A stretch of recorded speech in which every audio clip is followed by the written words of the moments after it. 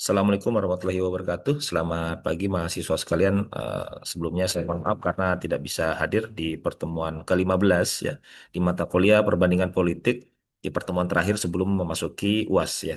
Eh, Pagi ini saya akan menyampaikan materi terkait sistem politik di negara-negara Amerika. Jadi sebelumnya kita sudah membahas terkait sistem politik di Asia, Eropa, dan sekarang terakhir yaitu di negara-negara Amerika. Nah, saya akan share screen dan silakan didengarkan dan kemudian dicatat poin-poin yang merupakan poin-poin penting.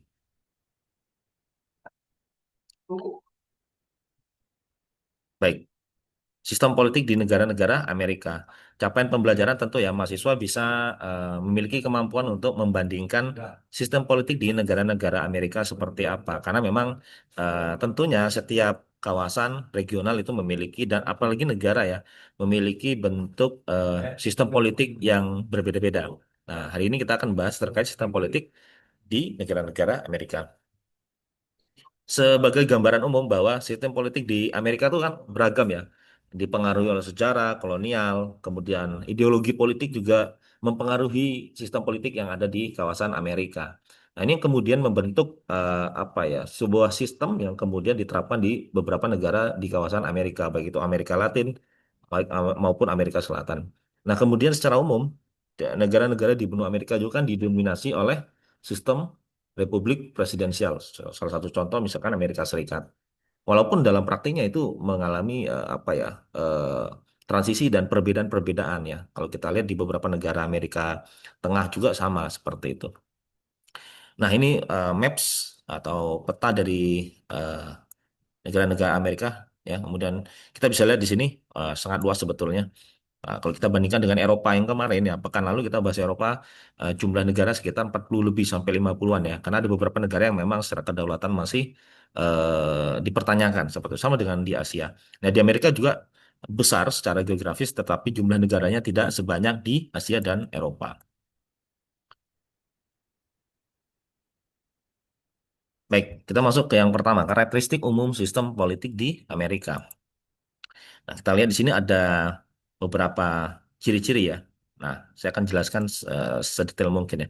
Jadi, sebagian besar negara di Amerika, di kawasan Amerika ini menganut sistem presidensial ya. Sistem presidensial itu di mana pemerintahan yang menempatkan presiden sebagai pusat kekuasaan eksekutif. Nah, ini kemarin sudah kita bahas ya. Kayak Indonesia itu kan maksudnya sistemnya sistem presidensial.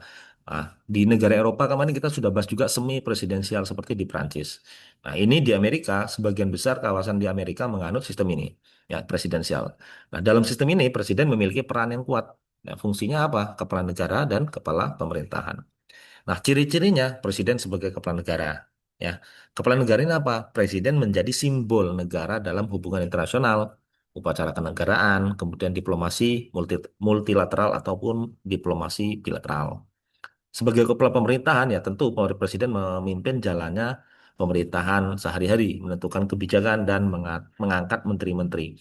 Nah, ini tentu berbeda dengan yang kita pelajari di sistem politik di Eropa ya, yaitu demokrasi parlementer yang mana kepala negara itu ya sama kepala pemerintah itu berbeda tentunya. Kepala pemerintahan dijabat oleh perdana menteri yang mana perdana menteri yang menunjuk kabinet dan kemudian mempertanggungjawabkan kinerjanya kepada pemimpin negara. Nah, tentu ini berbeda dengan parlementer tadi ya. Tidak ada perdana menteri. Dalam presidensial perdana menteri tidak ada.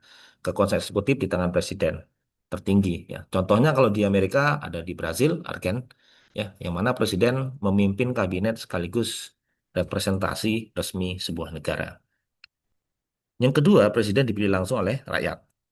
Ya tentu, kalau dalam presidensial, ya presidennya dipilih langsung dalam mekanisme pemilihan umum langsung. Ya, tujuannya ya memberi legitimasi yang kuat pada presiden karena dipilih rakyat.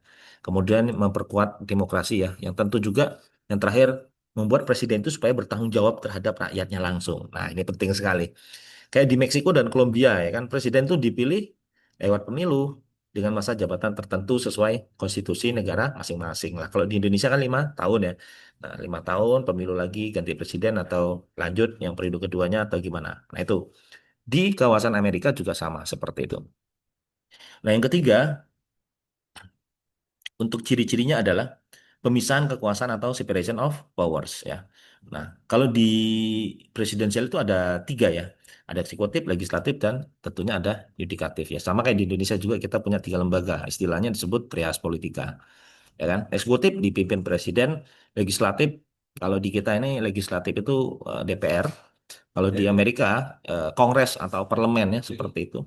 Kemudian yudikatif itu lembaga peradilan yang mengawasi penegakan hukum dan konstitusi. Kalau kita ada Mahkamah Konstitusi gitu ya, Komisi Yudisial. Nah, itu termasuk lembaga-lembaga yudikatif ya. Nah, ketiga lembaga ini bekerja secara terpisah supaya tidak terjadi pemusatan kekuasaan ya. Ya, jadi mereka hanya sifatnya check and balances. Jadi mekanismenya saling mengawasi antar lembaga. Kalau di Amerika contohnya, presiden tidak bisa membubarkan Kongres, tidak bisa membubarkan parlemen. Ya, Kongres mengawasi presiden, sama kayak kita DPR mengawasi kinerja pemerintah. Ya, Mahkamah Agung dapat membatalkan kebijakan yang bertentangan dengan konstitusi. Yang sudah ditetapkan oleh konstitusi bisa di cancel oleh Mahkamah Agung. Jadi tidak semua yang dibuat oleh konstitusi kemudian bisa dieksekusi. Nah, bisa ada check and balances antar lembaga negara. Nah, kemudian masa presiden tetap ya. Kalau di Amerika kan 4 tahun, kalau di Meksiko 6 tahun, kalau di Amerika, kalau di Indonesia kan 5 tahun ya. Per 5 tahun gitu kita terjadi pergantian presiden.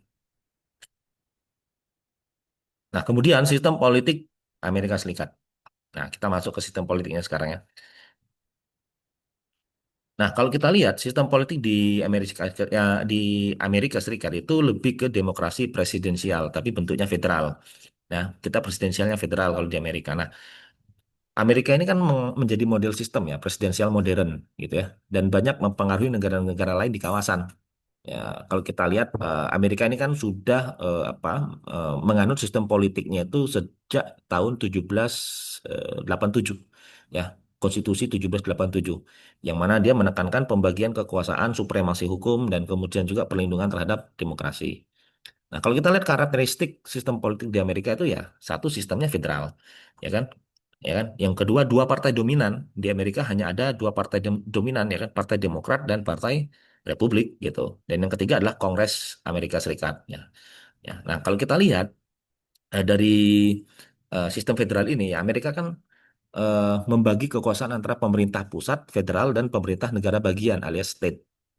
Nah, ini jadi mereka menyebutnya federal dan state gitu. Di Amerika sendiri terdapat sekitar 50 negara bagian, ya. Nah, 50 negara bagian ini, kalau kita mungkin di Indonesia disebut provinsi lah ya. Nah, itu ada gubernurnya di setiap state ya, ada gubernurnya, ada parlemen negaranya, ada sistem hukum tertentu di setiap state itu berbeda. Kalau kita mungkin di Aceh berbeda gitu ya, karena mereka negara bukan provinsi yang berbasis syariah seperti itu. Kemudian kewenangan mengatur urusan lokal juga ada di masing-masing state atau negara bagian di Amerika tersebut. Kalau pemerintah federal atau pemerintah pusat, mereka menangani urusan-urusan nasional, berbeda lagi dengan state. Ya, misalkan apa? Hubungan luar negeri, mata uang, itu semua eh, ranahnya ranah pemerintah pusat seperti itu. Jadi tidak tergabung ke dalam pemerintah federal, pemerintah state-nya, pemerintah negara bagiannya. Nah, kalau negara bagian itu berhak mengatur apa? Pendidikan, berhak mengatur administrasi lokal atau administrasi daerah, berhak mengatur hukum lokal tertentu gitu yang ada di state masing-masing, ya kan? Nah, contohnya misalkan apa? Pendidikan di California itu kemungkinan bisa berbeda dengan hukum pendidikan yang ada di Texas. Atau beberapa negara bagian memiliki kebijakan pajak dan hukum yang berbeda gitu. Jadi tidak ditetapkan oleh pemerintah federalnya, tapi ditetapkan oleh pemerintah state-nya gitu ya. Nah, kemudian dua partai dominan yang tadi. Nah, ya kan jadi kalau kita lihat karakteristiknya ini biasanya yang federal ini hanya ada dua partai dominan. Nah, kalau kita lihat di sana hanya ada di Amerika hanya ada apa Demokrat dan Republik. Ya, kalau Demokrat lebih liberal gitu ya, kemudian mendukung peran pemerintahnya itu lebih besar porsinya dalam bidang ekonomi gitu ya. Isunya isu-isu kesehatan, lingkungan, pendidikan dan hak sipil itu isu-isu yang sering dibawa oleh Partai Demokrat Amerika. Ya, basis dukungannya juga sama. Jadi mereka menggandeng apa generasi muda, ya kan, kemudian kelompok minoritas, ya, kemudian apa ya, kalangan progresif juga itu digalang oleh Partai Demokrat. Nah, sebaliknya Republik mereka lebih konservatif, gitu ya. Jadi mereka juga lebih mendukung nilai-nilai tradisional, gitu ya. Nah, basisnya siapa? Ya jelas kalau misalkan basisnya lebih konservatif ini pedesaan, pelaku bisnis, komunitas religius, ya itu yang kemudian menjadi apa? menjadi basis dukungan untuk Partai Republik. Republik. Nah, sekarang kita lihat Kongres Amerika yang ketiga. Di Kongres Amerika itu kalau kita lihat susunannya ada Senat, ada House of Representative-nya ya kan. Nah, kalau di Amerika sendiri kalau kita lihat karakteristiknya Senat mereka tuh terdiri dari 100 senator. Nah, 100 senator ini masa jabatannya 6 tahun ya. Nah, dan setiap negara bagian itu memiliki dua senator. Jadi walaupun di setiap negara bagian atau state itu jumlah penduduknya banyak sekali, tapi mereka tetap apa diwakili oleh dua senator. Nah, kalau di Indonesia kan enggak, kalau di wilayahnya itu padat penduduk, nah bisa kalau di Bangka Belitung contohnya, kita kan cuma tiga yang di senatornya di pusatnya. Tapi kalau di Jawa Barat misalkan bisa lebih dari tiga, bisa lima, bisa enam. Di negara di provinsi lain bisa lebih seperti itu. Nah, kalau di Amerika state-nya tetap sama. Jadi setiap state mengutus dua. Jadi kalau ada 50 state, jadi total ada 100 senator ya di parlemennya, di kongresnya. Nah, masa jabatannya pun 6 tahun. Nah, kemudian House of Representative ini kalau kalau kalau kita disebut DPR-nya ya. Nah, jumlahnya ya tiga setiap negara bagian. Nah, ini berbeda ya. Tiga. Nah, tiga ini kalau kita kali ya hampir sekitar 435 ya kan. Nah, masa jabatannya 2 tahun tapi nggak selama senator ya. Bedanya apa senat sama apa senator tadi ya senator. Kalau kita lihat kalau senat itu kan dia kayak mengadili proses, kemudian menyetujui pejabat tinggi negara, kemudian menyetujui perjanjian internasional. Jadi urusannya lebih ke eksternal seperti itu. Nah, tapi kalau House of Representative ya, tugasnya ya kayak kayak di kita buat undang-undang, anggaran, yang mengawasi kebijakan pemerintah itu tugas of representatifnya ya kayak DPR-nya mereka seperti itu. Jadi ada pembagian apa ya dua ya ada pembagian dua legislatif di dalam legislatifnya Amerika tuh ada dua kamar yang berbeda ya ada Kongres sorry ada Senat kemudian ada House of Representative. Nah, Supreme Court-nya sangat berpengaruh juga, ya kan? Nah, ini, jadi supremasi hukumnya sangat berpengaruh juga di sana. Kalau kita lihat ya, Mahkamah Agungnya merupakan lembaga yudikatif tertinggi ya, Mahkamah Agung Amerika. Jadi perannya sangat krusial. Ya, contoh keputusan yang dihasilkan juga sangat apa ya, sangat terkenal sekali. Misalkan terkait kebebasan berpendapat, kepemilikan senjata, keputusan tentang hak sipil itu masuk ranah Mahkamah Agung. Dan terakhir, check and balances yang kuat. Ini salah satu karakteristik sistem politik di Amerika ya. Check and balances itu contohnya misalkan apa? Misalkan presiden nih mengangkat pejabat penting, ternyata Kongresnya dapat menolak veto presiden tadi. Ya, gitu. Walaupun presiden memiliki prerogatif, tetapi Kongres bisa membatalkan itu.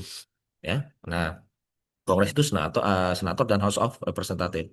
Nah, Supreme Court-nya dapat membatalkan kebijakan presiden ya kan? Nah, sistem ini dirancang apa? Untuk mencegah lahirnya pemerintahan otoriter. Jadi presiden menunjuk tetapi dia tidak serta-merta itu yang kemudian akan diangkat. Sama kayak kita, misalkan presiden menunjuk si A untuk jadi apa duta besar misalkan di negara lain itu harus persetujuan DPR. Nah, kalau DPR tidak menyetujui fit and proper testnya tidak lolos gitu, maka tidak bisa juga gitu.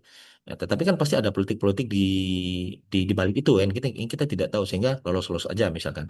Nah, ini kan secara praktiknya seperti itu. Tetapi secara konstitusi bahwa eh, Kongres bisa itu membatalkan atau menolak veto presiden tadi seperti itu. Dan disahkan di Supreme Court-nya. Gitu ya. Nah, lanjut. Nah, sistem politik Amerika Latin. Jadi kita masuk Amerika Latin ya. Nah, Amerika Latin ini tentu berbeda ya namanya saja Amerika. Jadi bukan Amerika Serikat tapi lebih ke Amerika Latin ya. Nanti kita lihat seperti apa contoh negara-negaranya. Nah, sebagian besar di kawasan Amerika Latin, di situ juga tetap sama ya. Di kawasan Amerika Latin juga ya. Kalau kita lihat mereka juga sistem presidensialismenya kuat sekali gitu ya. Kemudian ada pengaruh militer juga dan politik populis juga pernah diterapkan di sistem politik apa Amerika Latin. Seperti itu. Nah, kalau kita lihat sistem presidensial yang tadi seperti dijelaskan sama dengan yang sistem yang ada di Amerika Serikat ya. Ya mereka kan sistem pemerintahnya lebih cenderung presidensial ya karena apa? Ya menghasilkan presiden dengan kekuasaan yang cukup besar tadi.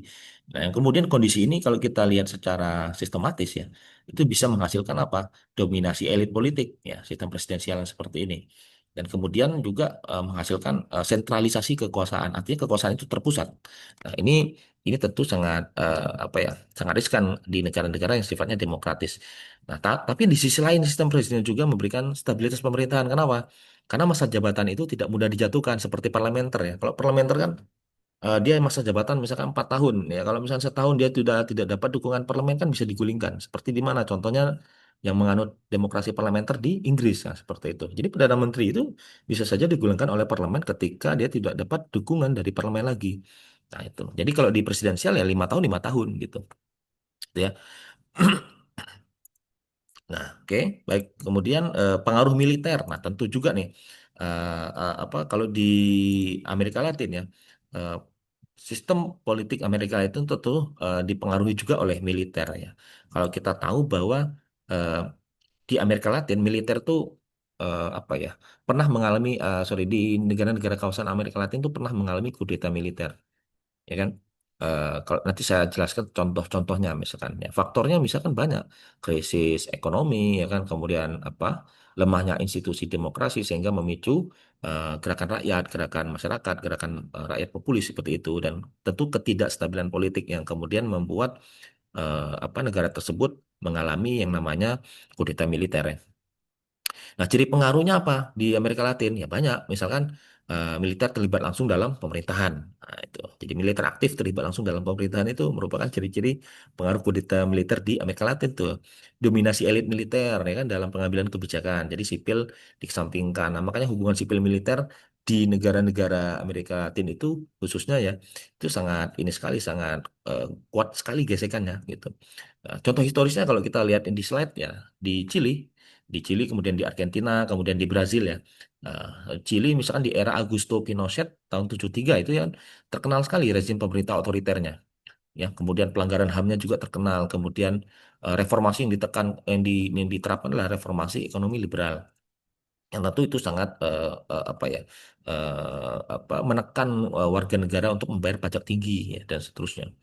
Nah, kemudian di Argentina juga sama ya kan, periode 76 sampai periode 83. Ya, itu kan ada istilah dirty war. Ya, dirty war itu apa ya, operasi penindasan terhadap oposisi politik. Ya, jadi kayak yang oposisi-oposisi yang politik ditindas, dihilangkan, dibunuh seperti itu. Nah, istilahnya disebut dirty war. Nah, itu kediktatoran militer pada era tahun 76 sampai era 83. Di Brazil juga sama. Nah, dampaknya apa ya tadi? Pelanggaran HAM, stabilitas politik menjadi represif, demokrasi melemah, ya kan? Dan kebebasan sipil dibatasi gitu. Tidak ada apa? Tidak ada kebebasan politik, tidak ada kebebasan sipil, tidak ada kebebasan bersuara. Itu menjadi dampak dari eh, pengaruh militer ya, atau istilah di sini pengaruh militer dalam sistem politik di Amerika Latin. Yang terakhir ada politik populis, ya, politik populis.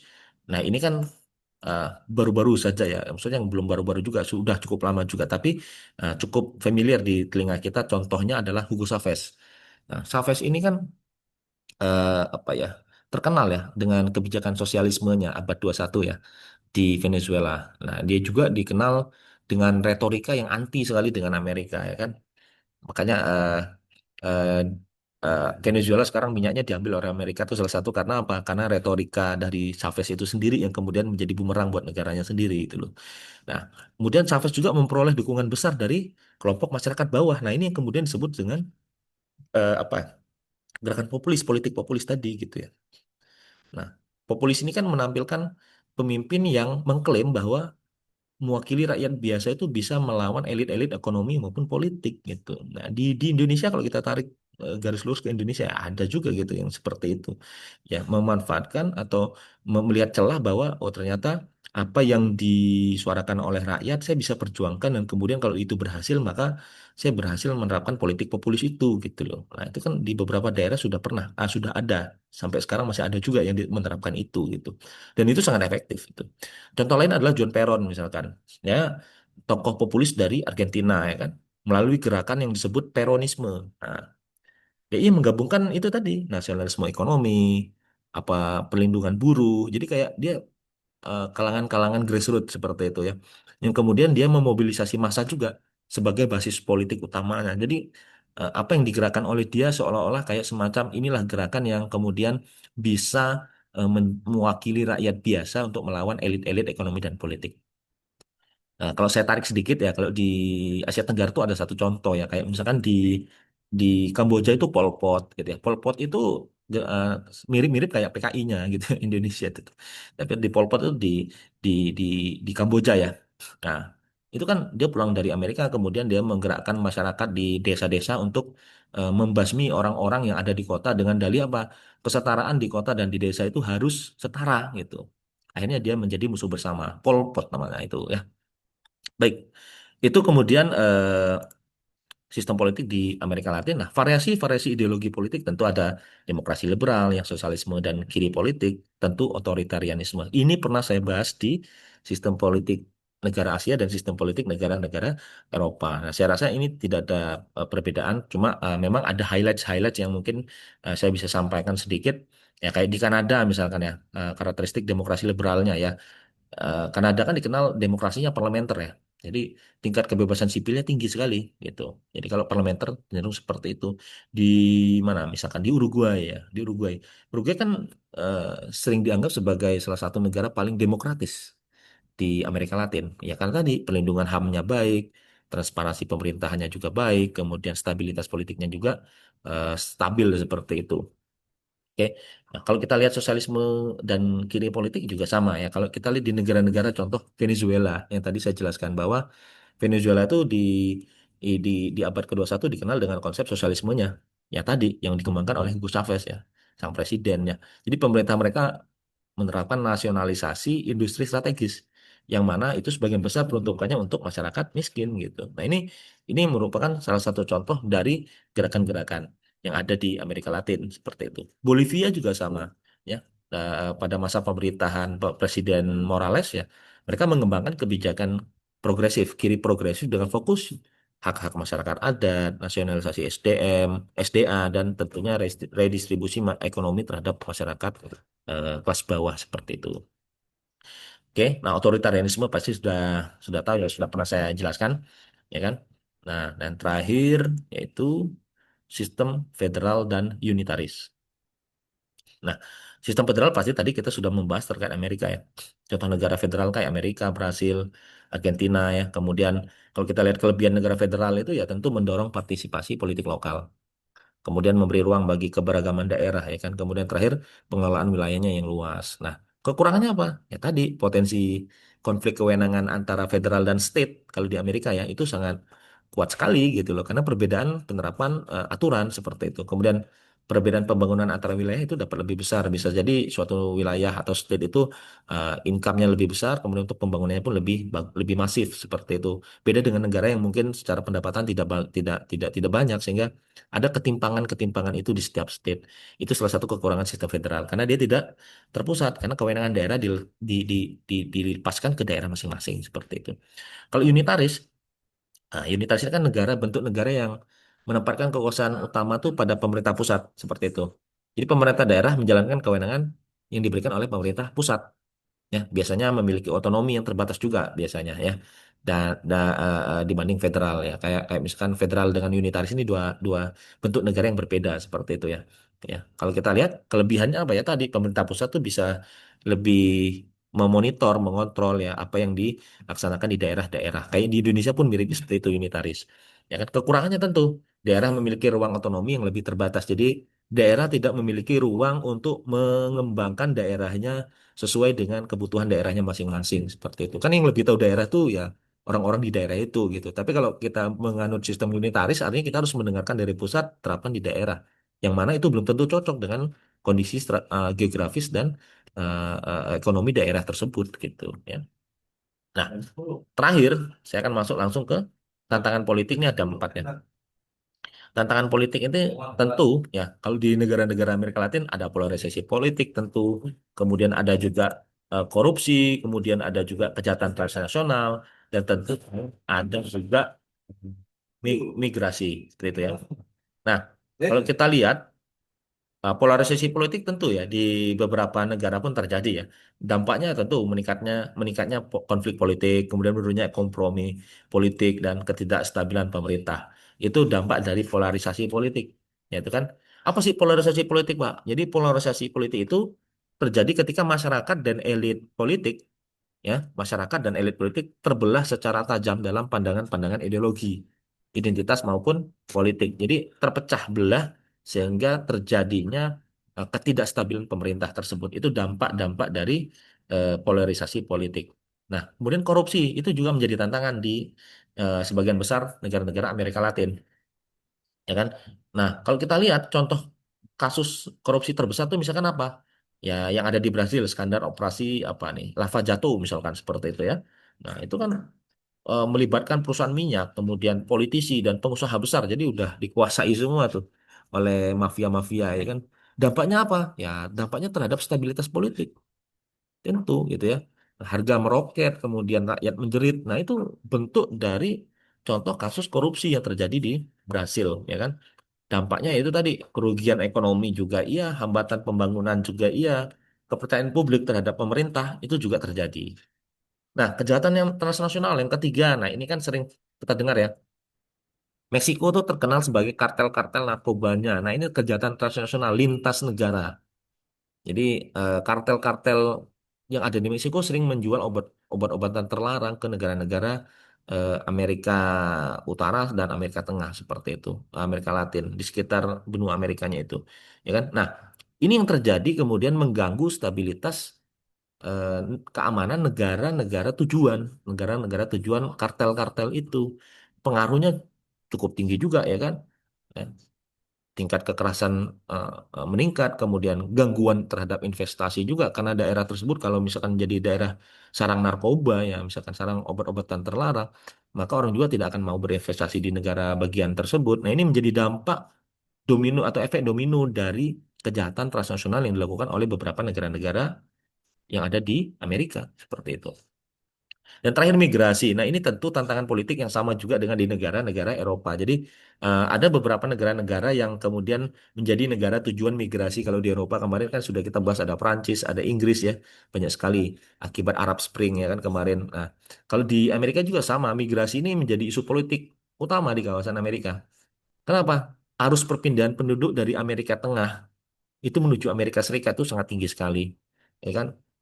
Nah, faktor pendorongnya apa ya? Banyak. Misalkan di apa ya di kawasan Amerika Tengah itu penduduk Amerika Tengah itu kan banyak terjadi kekerasan, kejahatan, kemudian kemiskinan, kemudian pengangguran dan harapan ekonominya kalau pindah ke negara yang develop country kayak Amerika itu ya ekonominya menjadi lebih baik gitu. Tapi ada dampak politik yang mana negara tujuan itu merasakan dampaknya bukan negara asalnya ya, tapi negara dampaknya apa? Ketegangan diplomatik antar negara ya. Tentu negara yang dituju tidak serta-merta menerima migrasi dari negara yang berkonflik kan seperti itu. Ada pertimbangan-pertimbangan lain, budaya, pertimbangan ekonomi, pertimbangan politik gitu kan. Kemudian ada juga muncul isu populisme dan nasionalisme juga. Ini menjadi dampak dari politik migrasi tadi, ya kan? Jadi tantangan-tantangan tersebut menunjukkan bahwa apa? Dinamika politik di kawasan Amerika itu sangat dipengaruhi oleh faktor-faktor seperti apa? Keamanan ekonomi, sosial, dan hubungan internasional antar negara. Gitu ya. Nah, jadi kalau kita lihat kesimpulan dari materi ini adalah sistem politik di Amerika didominasi oleh republik presidensial dengan variasi tingkat demokrasi dan stabilitas ya. Nah, tapi ketika kita bisa simpulkan juga ternyata kawasan ini menunjukkan kombinasi ya, ada kombinasi antara demokrasi liberal, populisme, federalisme, hingga kecenderungan otoritarian. Kecenderungan ya, tapi tidak ada negara yang tidak otoritarian, tapi kecenderungannya lebih ke arah otoritarianisme. Nah, kalau kita lihat di Amerika ini, di negara-negara Amerika, Amerika Serikat ini menjadi role model ya untuk sistem presidensial. Sementara kalau kita lihat di Amerika Latin, dinamika politiknya lebih kompleks karena apa? Pengaruh sejarah kolonial, militerisme, ketimpangan sosial, dan tentunya adalah konflik ideologi. Nah, ini menjadi risam untuk pertemuan kita hari ini. Semoga nanti untuk di UAS ya bisa dipelajari materi-materi eh, untuk materi-materi yang sudah disampaikan dari mulai eh, apa tuh budaya politik, kemudian sistem politik di tiga benua ya, ada Asia, Eropa, dan Amerika. Cukup sekian. Mungkin nanti kalau ada pertanyaan bisa nanti di chat di endingnya di kolom. Kemudian nanti saya akan coba menjawab. Terima kasih. Saya akhiri untuk pertemuan hari ini dengan ucapan alhamdulillah, alhamdulillah alamin. Terima kasih sekali lagi. Selamat belajar untuk menempuh UAS di pekan kedua Juni. Semoga semuanya mendapatkan nilai terbaik. Terima kasih sekali lagi. Assalamualaikum warahmatullahi wabarakatuh.